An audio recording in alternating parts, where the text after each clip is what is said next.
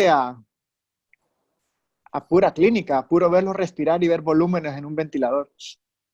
Y ese fue un gran regalo, me emocioné. Le doy gracias a todos los que colaboraron, especialmente a Alex, a Jorge, a César, que también acudió, pero yo sé que la lucha por conseguir ese gasómetro fue titánico y se los agradezco en el alma. Ese mismo día turné en la noche y gracias al apoyo de ustedes logramos salvar a una persona que estaba ventilada y estaba reteniendo CO2. O sea, gracias a Dios hicimos los gases arteriales y logramos sacar adelante el paciente. ¿Me oyen bien? Sí, se escucha. Okay. Bueno, déjenme ver. Sí, se escucha. Todos tienen el teléfono, todos tienen bloqueado el micrófono, solamente se escucha su... Déjenme ver aquí, Screen Broadcast, ¿verdad? Eso es lo que tengo que apretar. Si quiere hacer una presentación.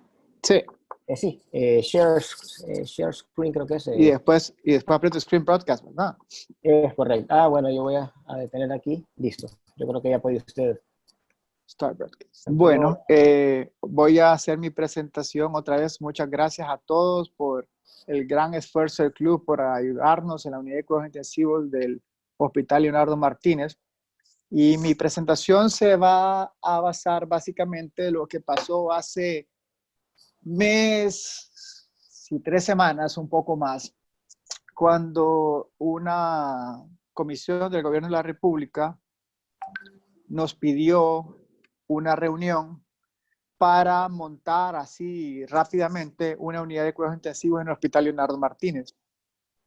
Es de su conocimiento que el Hospital Leonardo Martínez es un hospital de mucha historia en nuestra ciudad, pero no contaba con una unidad de cuidados intensivos.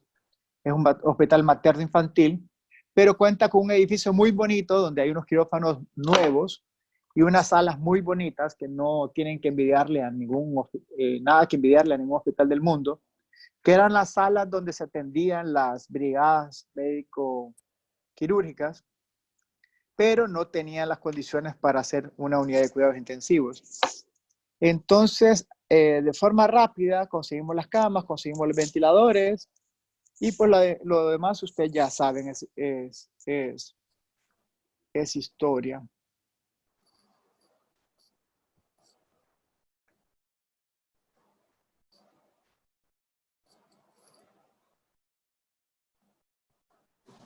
Bueno, entonces vamos a hablar.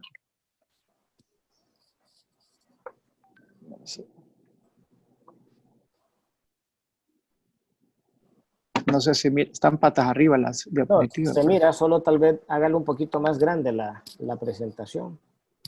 Right. Porque se mira bien pequeño, así, sí.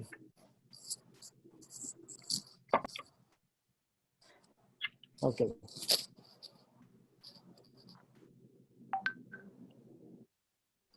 Sí, ahí se mira, ahí. Está bien, ahí. Bueno, vamos a empezar con la primera diapositiva. Se lee bien. Ok, entonces, en la actualidad,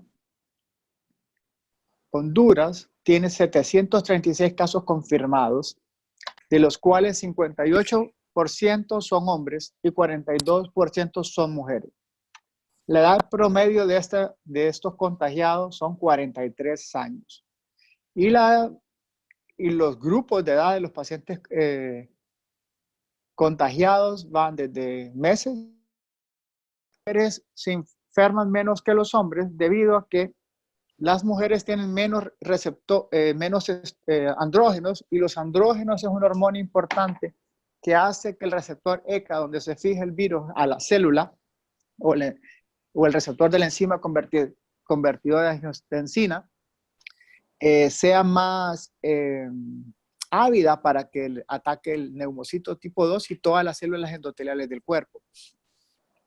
Entonces, por eso, no es porque el hombre salga más, sino que la mujer tiene menos andrógenos y por eso mundialmente tiene menos la enfermedad.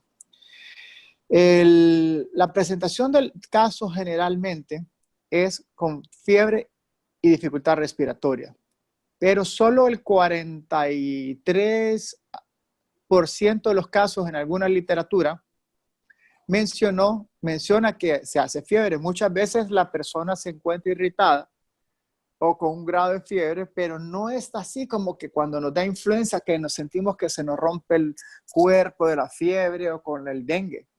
Es básicamente una febrícula. No todos tienen una fiebre muy fuerte. Y no todos tienen tos, ¿verdad? La mayoría de los pacientes que reportan la tos ni se dieron cuenta que tienen tos, porque es una tos como de reflujo. O sea que los síntomas iniciales de esta enfermedad muchas veces son muy leves y eso es lo más peligroso del virus, que muchas personas en los días iniciales, después de su contagio, presentan dolor de garganta leve, fiebre de baja cuantía, malestar general, como que me quiere dar algo. Y después se confían. Las personas que mayor riesgo tienen básicamente son los hipertensos, los diabéticos y las personas con cardiopatías previas. En nuestra población tenemos una alta tasa de mortalidad en los obesos. En Honduras, el 73% de los casos positivos se encuentran en autoaislamiento y el 27% se encuentran en aislamiento hospitalario. Solo el 4% está en la unidad de cuidados intensivos en este momento, que son,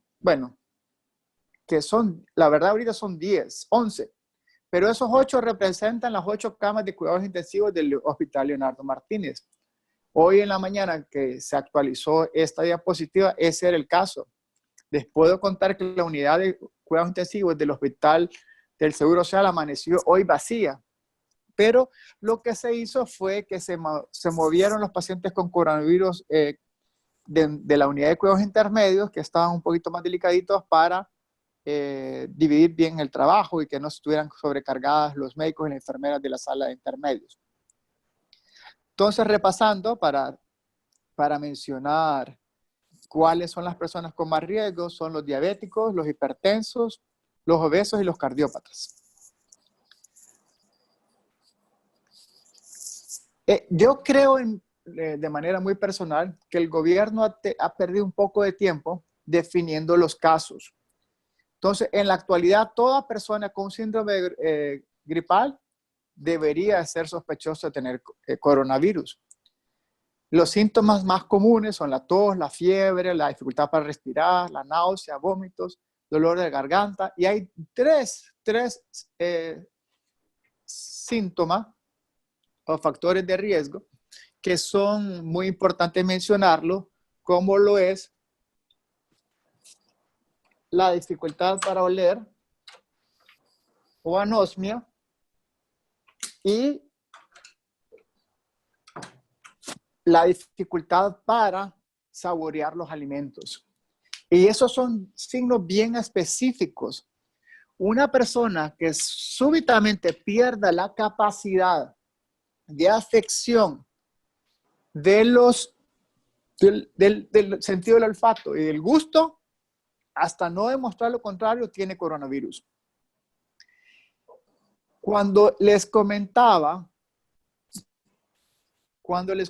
que el gobierno perdió un poquito de tiempo en establecer los casos, creo que si una persona tuviese estos síntomas que he mencionado y se le hace un hemograma y se miran que los linfocitos están bajos, eso nos da una idea muy típica del comportamiento inicial de pacientes con coronavirus y deberían de empezarse a considerar sospechosos y tenerlos en una lista de alta posibilidad de definición de caso.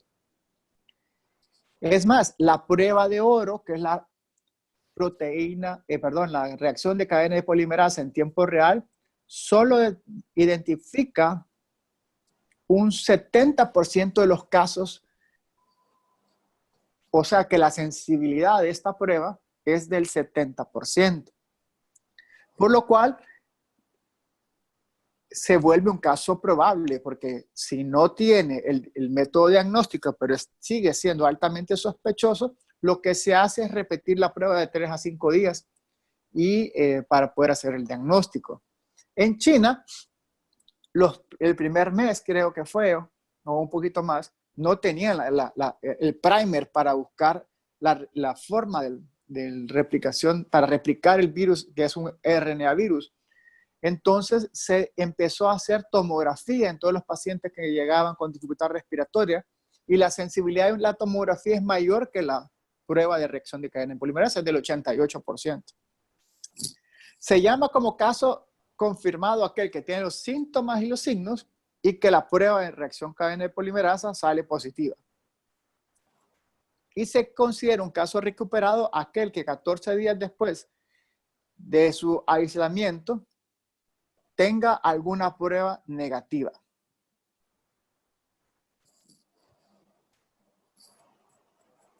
Bueno, ¿qué es el virus? ¿Qué es el SARS-CoV-2? Es un miembro de la familia coronavirus. Es un tipo de virus ARN positivo, no segmentado. Ya hemos tenido ataques de este virus en forma de brotes epidémicos, como el SARS en el 2003 y el MERS, que afectó los países de Arabia Saudita y del Oriente Medio. También hay 4 coronavirus que están ampliamente distribuidos en todas las épocas que producen gripe, pero son totalmente inocuos. Pero circulan libremente sin ningún problema y no generan dificultad respiratoria.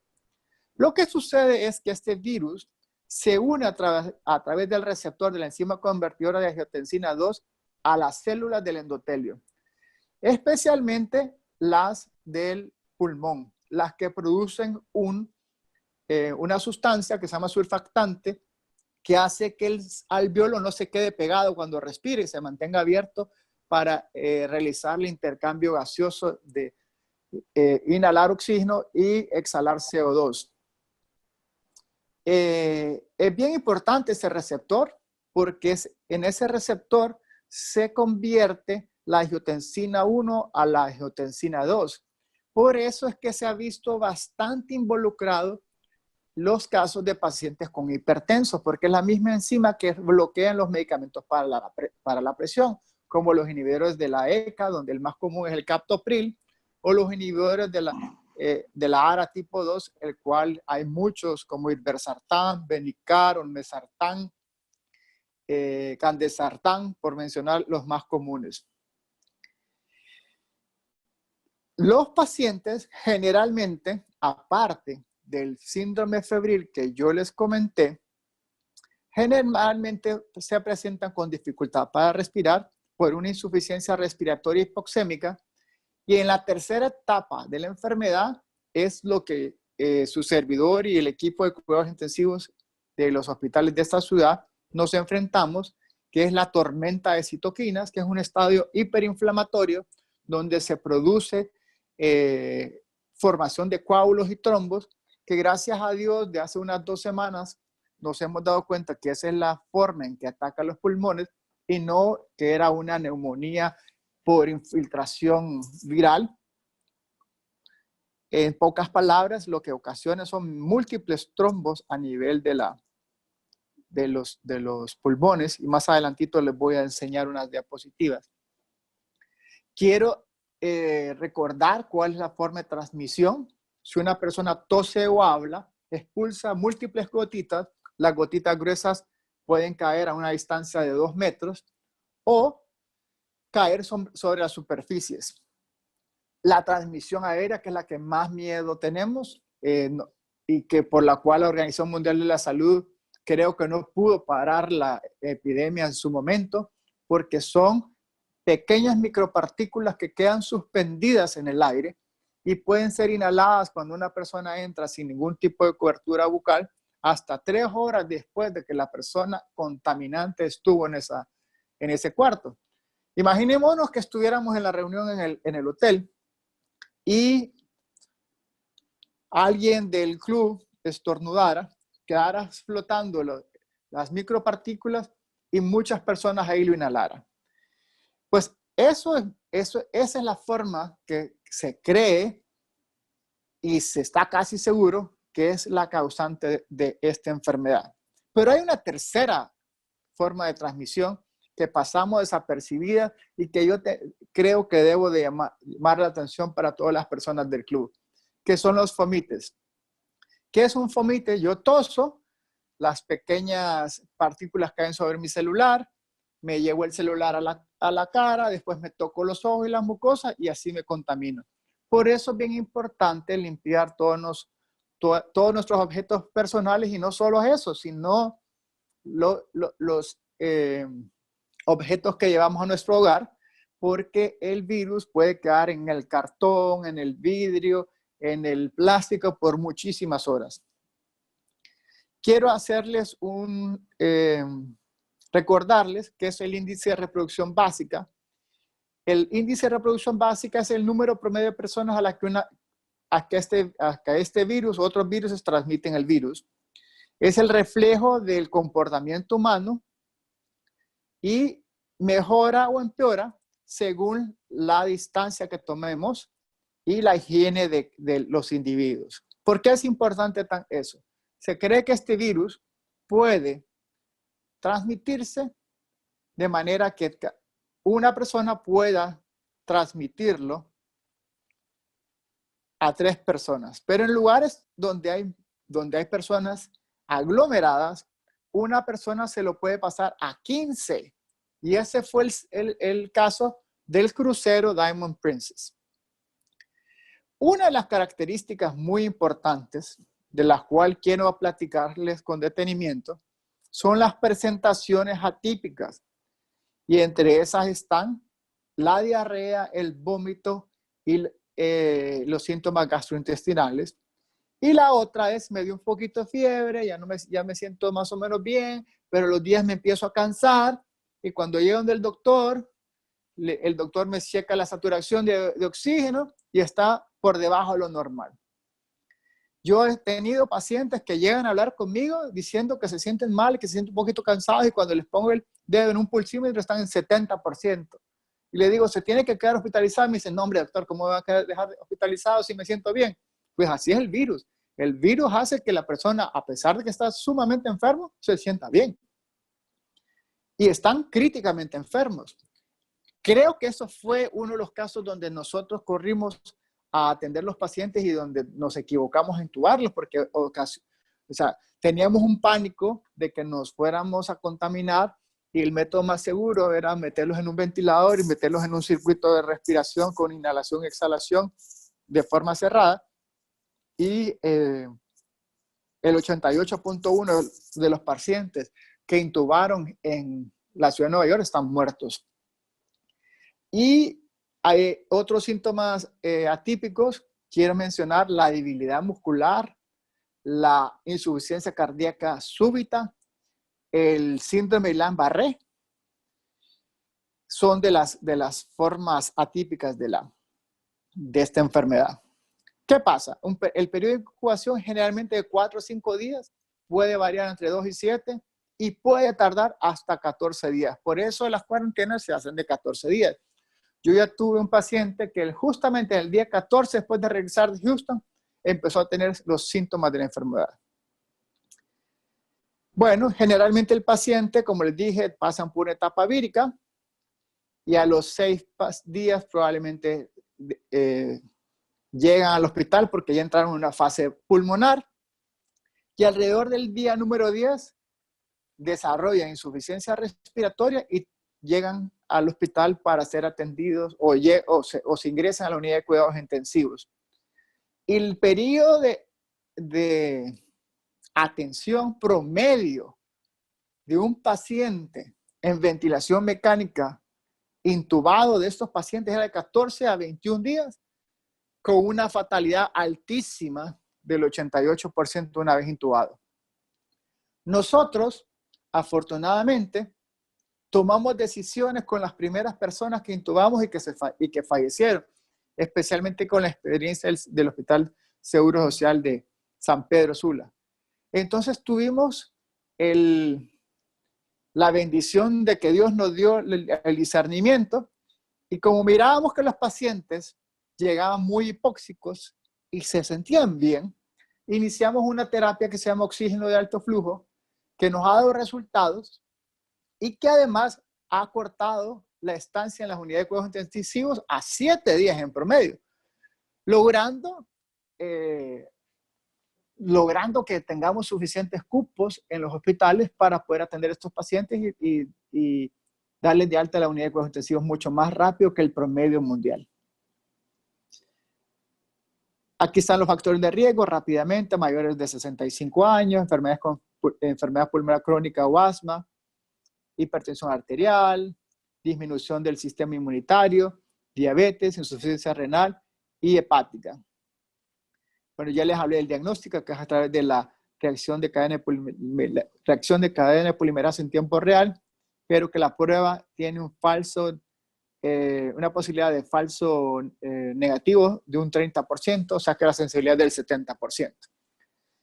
Una de las armas clínicas más fácil de detectar estos pacientes es la hipoxemia silenciosa y se refiere cuando hacemos una medición de la saturación de oxígeno y este es por debajo del 94%. Si yo hago ahorita una evaluación de la oximetría de pulso, cualquiera de los miembros de este club, excepto Jack, deberían de estar todos arriba del 94%. Ya como se descuida un poquito por su salud, puede ser que esté un poquito abajo. Son bromas, mi querido Jack, pero así es. El hemograma, en la mayoría de los casos, se encuentran los linfocitos disminuidos. Y es un signo de que el paciente pueda tener una enfermedad viral, pero en este caso, sospechosa de coronavirus. Y cuando está por debajo de 800, el cuadro es grave. La trombocitopenia o las plaquetas bajas no es tan común como en el dengue, pero sí ha habido casos por debajo de 100,000. Yo tengo una paciente ahorita que le tuve que transfundir plaquetas, tenía 16,000 plaquetas y tuvimos que hacerle una traqueostomía. Y generalmente las plaquetas bajas en el virus es un signo de mal pronóstico. También puede haber marcadores de la inflamación como la proteína C reactiva. No voy a hablar mucho de los demás marcadores, pero sí la proteína C reactiva, porque si una persona tiene tos, infiltrados en la radiografía y la proteína C reactiva, significa que ha entrado en la segunda fase de la enfermedad. Y ahí es donde podemos hacer una intervención para evitar que los pacientes aglomeren la unidad de cuidados intensivos, porque podemos empezarles a dar antiinflamatorios tipo cortisona, como la prednisona, y anticoagulantes a dosis tope para prevenir la trombosis. Hay un marcador que se llama la procalcitonina, que también nos orienta para saber si el paciente está coinfectado. Aquí pueden ver la radiografía de un paciente con coronavirus. Se ven estas sombras que es alrededor del pulmón, que se llaman en virus esmerilado. Esta es la tomografía. Empiezan a ver estos nódulos alrededor del pulmón en el paciente. Generalmente es porque un pedacito de una arteria que va y se tapó y produce esa infección. Aquí pueden ver otra donde se observa la periferia de la tomografía como una neumonía, un infiltrado, pero probablemente en ese pedazo del pulmón hubieron múltiples pequeños vasos que se taparon. Entonces, el paciente sufre infartos pulmonares. Entonces, como son múltiples y son muy pequeños, el único síntoma que empieza a desarrollar es un poquito la dificultad respiratoria y muchas veces la oxigenación está por debajo de 94 o 70 o 80 y el paciente no siente nada. Porque los pulmones, aquí lo podemos ver con mayor detenimiento, los pulmones son mucho más grandes que el corazón. Y por eso el paciente tarda en presentar estos síntomas. Pero cuando estos pedazos de pulmón se empiezan a infartar, hace que se despierte el sistema inmune y empiezan a haber una liberación de sustancias inflamatorias que nosotros le llamamos interleuquinas o tormenta de citoquinas. Voy a pararme aquí un segundito y quiero enseñarles un flujograma. Ok, quiero hacerlo más para abajo. Ok, Entonces, nos damos cuenta que hay 3 etapas bien importantes. La etapa 1 o la etapa, o la etapa viral o de respuesta viral.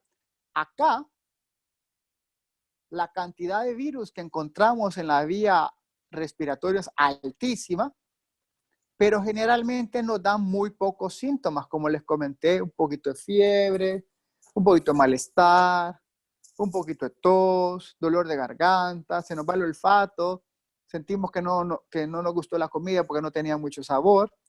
Y después la respuesta viral va disminuyendo hasta desaparecer. Y quiero tomar esta gráfica para darse cuenta que en la mayoría de los estudios de los pacientes graves son después del día número 10. Aquí pueden ver que no hay respuesta viral.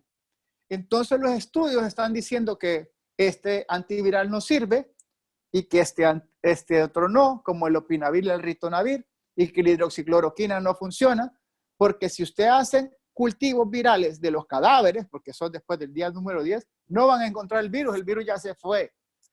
El que está causando el problema somos nosotros, la fase inflamatoria que inicia alrededor del día 6 y va ascendiendo. Entonces acá los pacientes con factores de riesgo tienen que ser vigilados estrechamente, tienen que llevarse al hospital, tienen que iniciarse los antiinflamatorios y los antitrombóticos para poderle servir, para poder atender al paciente y que no se muera. Y detener la tercera etapa, que es esta de acá, donde el paciente ya tiene marcadores inflamatorios tremendamente elevados, donde el paciente se encuentra demasiado hipóxico, ya generalmente por debajo del 80%, y en la etapa 2 puede estar arriba. En la 2A, la oxigenación puede estar normal, y en la 2B puede estar ya un poquito afectada. Entonces, en síntesis, esta enfermedad es una enfermedad de 3 etapas. De 3 etapas, no es una enfermedad de una etapa. Y hay que identificarla muy bien, porque nos habían preparado solo para esta tercera etapa, que es la que nosotros manejamos, o la fase de hiperinflamación en las unidades de cuidados intensivos. Y nos habían dicho que la primera etapa, el asintomático, y el otro no, generalmente era una gripe y que todo el mundo la iba a tener, y que es cierto, el 80% de las personas la iban a sufrir y que no iba a pasar nada. Bueno, entonces nosotros teniendo ese análisis y viendo la pobre capacidad que tenemos de cuidados intensivos, porque en San Pedro solo vemos 7 y un neumólogo que se dedica a ventilación invasiva, nos dimos cuenta que aunque nos trajeran 2.000 ventiladores, que era el objetivo del gobierno, no había manera humana que los manejáramos todos, porque si usted traen a la fuerza, a 7 pilotos de la Fuerza Aérea y traen 2.000 aviones, no creo que los puedan utilizar. Pero si le traen a 3.000 cadetes y le traen 3.000 aviones, van a poder volar los aviones más complicados los mismos aviadores, aunque traigan 3.000 cadetes que tal vez tengan las intenciones o el deseo de utilizar esos aviones, pero que no están entrenados para ello. Entonces, ante esta alarma y viendo la evidencia que ocurrió en las últimas semanas, le hemos propuesto al gobierno jugarle al upside al virus.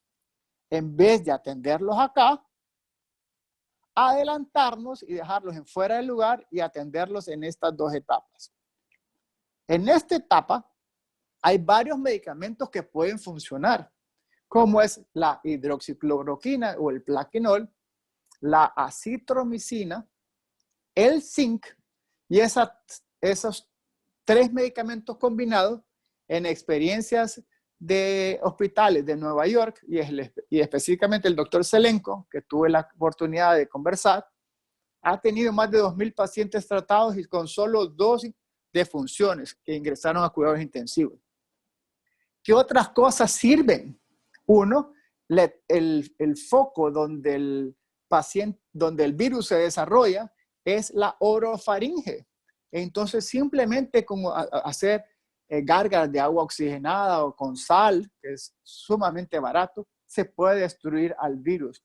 O también hay soluciones que tienen hipoclorito del sodio, como el microdacin, que pueden ayudarnos en estos pacientes.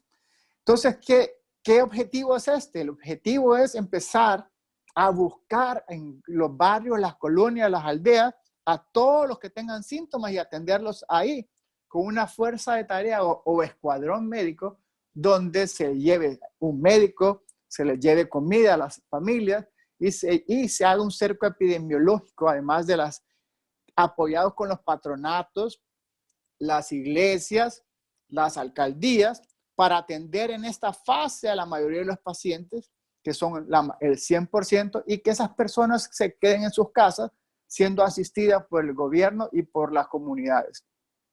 Si no podemos atender a esos pacientes ahí, queremos que los médicos identifiquen la segunda etapa para que los pacientes que todavía no se encuentran tan graves sean atendidos con este tratamiento y que estén en aislamiento y se le hagan pocos exámenes como un hemograma y una proteína C reactiva, y en el caso de tener la oxigenación disminuida, tengamos una idea clínica más clara de que los pacientes se encuentran en estas dos etapas.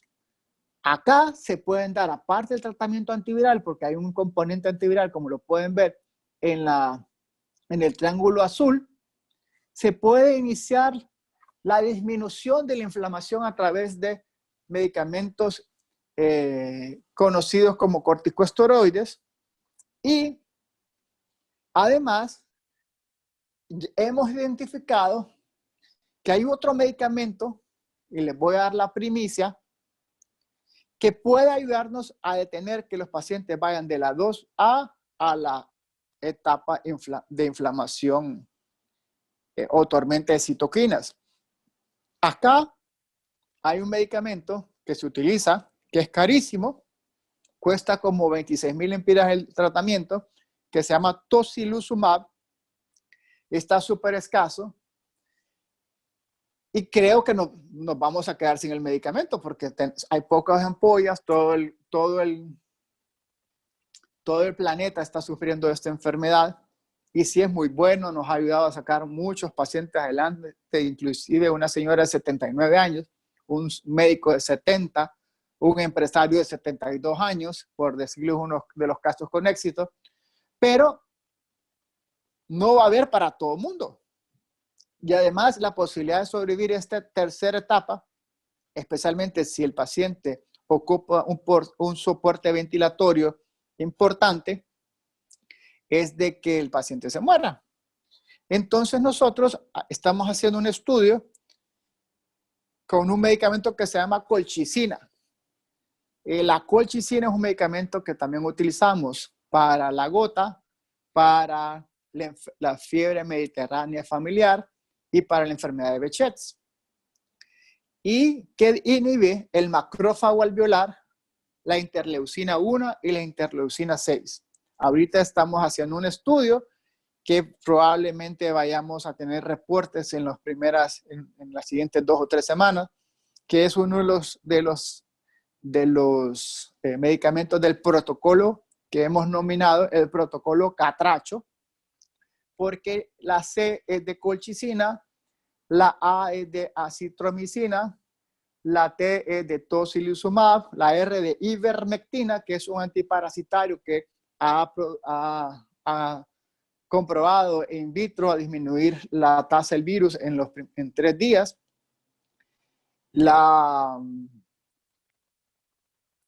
Utilizamos la hidroxicloroquina.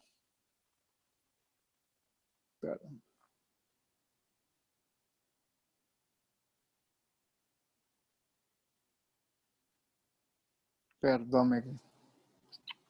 Usamos la hidroxicloroquina, el alto flujo de oxígeno y la pronación voluntaria. ¿Qué es pronación voluntaria? Enseñarse al paciente a dormir boca abajo, porque así aumenta el flujo de sangre hacia los pulmones y evita que nuestro peso corporal disminuya el retorno de sangre del del corazón hacia los pulmones, evitando la trombosis. Entonces, en síntesis, yo propongo que se haga una medicina de guerrillas o comunitaria, se busquen a los contactos y a las personas enfermas en las comunidades, se les dé todo el resguardo y se inicie el tratamiento lo más antes posible para evitar que esto proceda a una segunda etapa.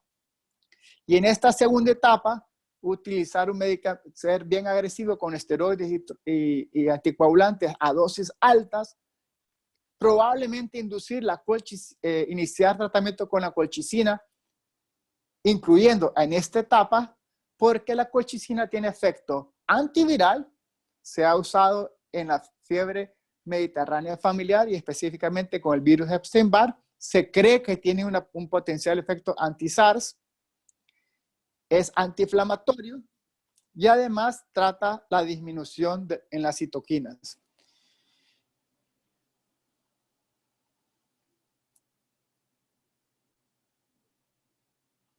Hay otros medicamentos que se están usando, como son la vitamina C intravenosa en Estados Unidos, y los pacientes con déficit de vitamina D también se ha descubierto que tienen mal pronóstico, entonces se da vitamina D para reponer el déficit de vitamina D. Y también se ha visto que la melatonina a dosis de 6 miligramos diarios tiene un efecto antiviral. Entonces, quiero recordarles que sí hay mucho miedo de que los pacientes con hidroxicloroquina tengan arritmias. Yo no he visto ningún caso asociado a arritmias. Cuando estudié en Chicago, estuve en el hospital donde yo tuve la bendición de entrenarme. Era uno de los centros de lupus más grandes que había de la ciudad de Chicago y nunca había una persona con arritmias. Está reportado. Entonces, en aquellos pacientes que le hacemos un electrocardiograma y vemos que el QT, que es una parte del electro, está un poquito prolongado, pues suspendemos la citromicina y podemos dar ivermectina o la doxiciclina, que es un antibiótico que también tiene efectos antiinflamatorios y antivirales.